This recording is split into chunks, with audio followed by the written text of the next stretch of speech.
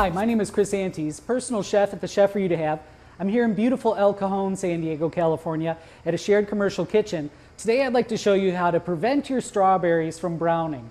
Now, a lot of vegetables, or fruits I should say, that are a little harder, like apples or even pears and potatoes, if you cut those, a lot of times what they'll do is they oxidize, and that will turn that beautiful fruit into this really brown, nasty looking mess. Now, strawberries don't usually do it too often. A lot of times it comes when it's stored and maybe they're in a real sealed container.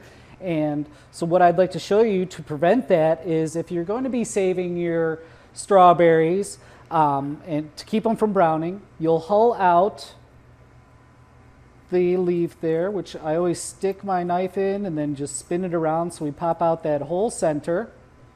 Now you can either leave them whole like this, or if you wanted to maybe cut them in half, and you'll put them into a bowl. And then what I've got here is a little bit of lemon juice. And you want to add just a little bit,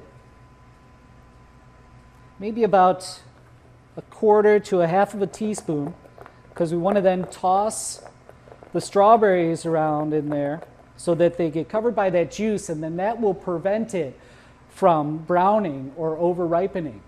So a perfect way that you can have your strawberries ready to eat without having too much of a tangy flavor.